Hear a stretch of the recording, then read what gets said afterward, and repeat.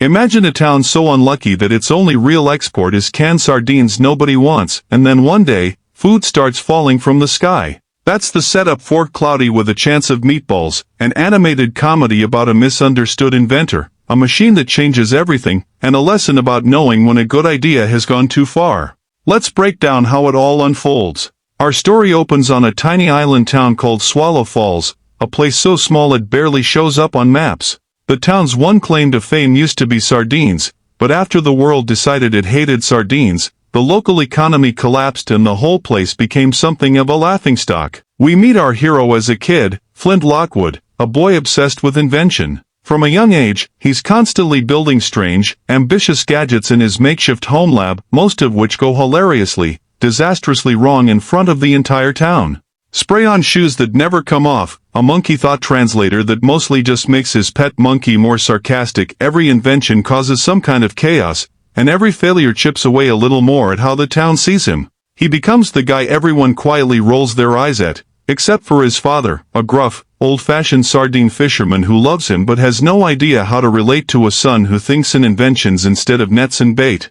Flint's mother is gone, and that quiet absence shapes the awkward, mostly wordless relationship between father and son. His dad shows love the only way he knows how, through small gestures, while Flint keeps chasing the idea that one day, one of his inventions will finally make people proud of him. Fast forward to Flint as a young adult, and nothing's really changed. He's still tinkering away, still failing publicly, and the town's mayor, a pushy, image-obsessed showman, sees him as nothing more than a source of entertainment or embarrassment, depending on the day. The turning point arrives when Flint unveils his most ambitious invention yet, a machine that can transform ordinary water into food. His idea is to solve world hunger, tackle Swallow Falls' dying economy, and prove his worth all in one shot. He calls it the FLDSMDFR, the Flint Lockwood Diatonic Super Mutating Dynamic Food Replicator.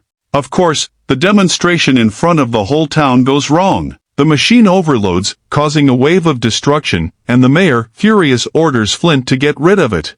Humiliated once again, Flint straps the machine to a weather balloon and launches it away from town, hoping to just be rid of the disaster entirely. Except the machine doesn't break. It rises up into the clouds and keeps working. That night, the sky over Swallow Falls does something no one expects. It starts raining cheeseburgers. At first, everyone thinks it's some kind of miracle. Food is literally falling from the clouds, real, warm, delicious food, dropping right out of the sky for anyone to eat. The mayor, sensing an opportunity, quickly spins the phenomenon into a tourist attraction, turning the town's worst luck into what looks like its greatest blessing. Around this time we're introduced to two more key characters. First is Sam Sparks, an intern weather reporter who's been sent to cover the storm, a smart, aspiring meteorologist who secretly hides her intelligence behind a ditzy on-camera persona because that's what she thinks people want to see. She and Flint form an awkward, charming connection almost immediately, bonding over the fact that they both feel like they have to hide who they really are to be accepted. The second key figure is Baby Brent, a former child star turned mascot/hanger-on who was Flint's childhood friend, sort of. Brent isn't malicious, but he's shallow, image-obsessed, and quick to attach himself to whatever makes him look good, which increasingly means Flint's invention. As the food storms escalate, spaghetti tornadoes, pancake floods, entire weather systems built from breakfast and dinner, Flint finally realizes the truth. His machine didn't break. It flew up into the clouds and it's still running, and it's the reason food is falling from the sky. Rather than come clean immediately, he's pulled into the excitement of finally being celebrated instead of mocked. The mayor treats him like a hero. The town throws itself a non-stop food-themed party. For the first time in his life, Flint is popular. Sam, however, becomes increasingly worried. As a meteorologist, she can see the storms intensifying, bigger, messier, and more chaotic each time. Flint, distracted by his newfound fame and his growing feelings for Sam, keeps insisting he can control it, even as warning signs pile up, buildings damaged by giant food debris, storms growing faster than predicted, and portions getting messier and less edible. Midway through the film, Flint and Sam share a quieter, more personal moment, flying above the clouds together in a makeshift aircraft built from spare parts, seeing the machine at work up close.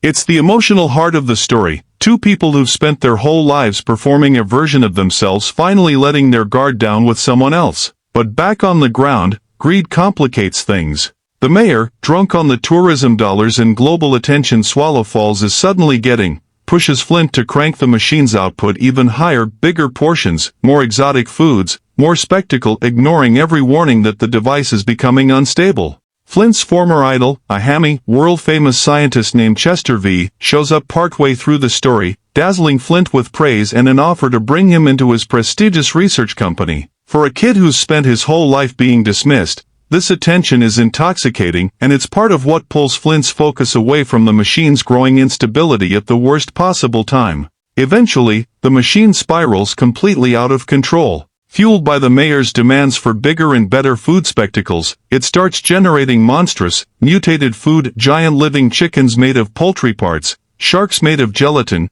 tornadoes of spaghetti, turning from a blessing into a genuine natural disaster. The food storms are no longer just messy, they're dangerous, threatening not just Swallow Falls but the entire world if left unchecked.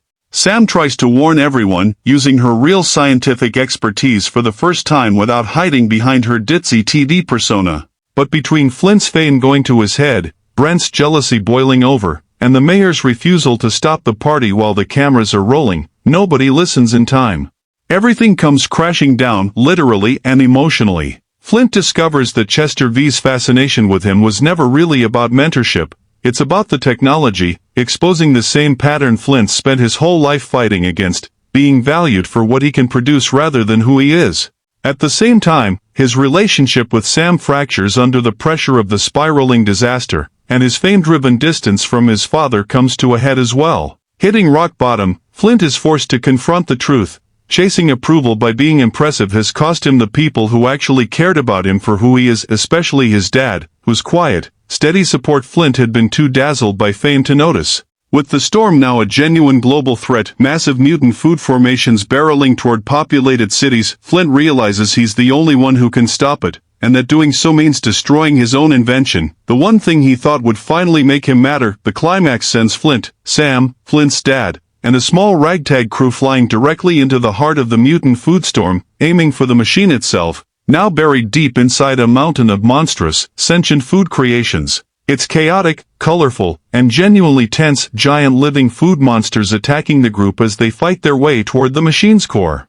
In the machine's control room, Flint has to make a choice that mirrors the story's whole theme: rely on flashy, complicated solutions to prove himself, or trust the simple thing that's always been true, his own resourcefulness and the people who actually believe in him. With his father's support and Sam by his side, Flint manages to shut the machine down from the inside, ending the storm and saving the world just before it's too late. In the aftermath, Swallow Falls is left with the mess but also the clarity. The food storms are over, the mayor's scheme collapses, and Flint's reputation as the freak with the exploding inventions gets replaced by something more honest, a town that finally sees him for who he actually is, not for what he can spectacularly produce. The film wraps up with Flint reconciling with his father, the two of them finally communicating in a way they never could before, not through big gestures, but small, honest ones. Sam decides to stop hiding her intelligence behind a persona, embracing who she really is both on-screen and off. And Flint, rather than chasing external approval, seems to finally understand that the value was never in the invention, it was in the people who stuck around, storm or no storm.